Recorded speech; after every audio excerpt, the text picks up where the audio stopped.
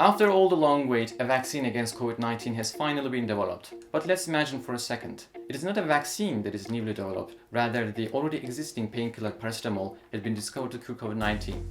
The pharmaceutical company who discovered this new purpose will be rewarded with a second medical patent. In principle, they will be allowed to exclude others from using the paracetamol for the treatment of COVID-19. Yet if I can buy this generic product, who can stop me from using it also the virus?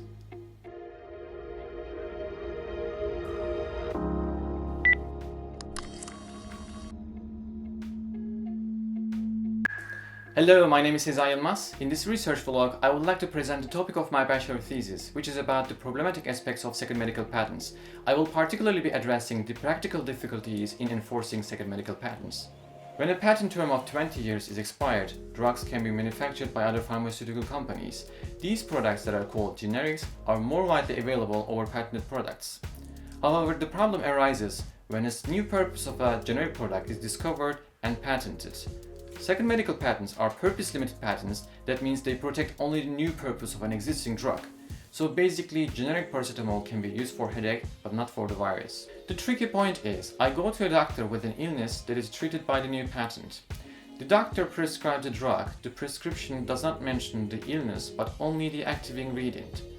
Pharmacists therefore don't know which purpose the drug is prescribed for, and they usually offer generic products because they are more affordable. As a result, I end up using generic product for the patented purpose. But who is really going to be liable for this infringing use, and what is the scope of liability?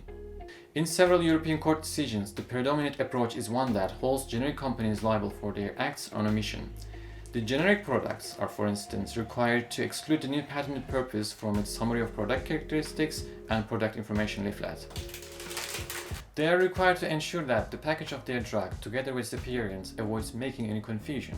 They are also under obligation to inform the authorities in a drug purchasing tender that their product cannot be used for the patented purpose.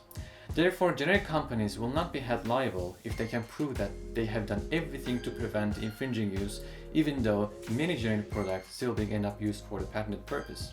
Examining all these European court decisions, it becomes apparent that there is no possibility to eradicate the infringing use of generic drugs.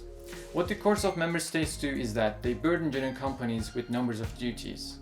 At the end, the objective is to minimize the risk of infringing use and to achieve a fair balance between ensuring biomedical development and promoting public health. Thank you.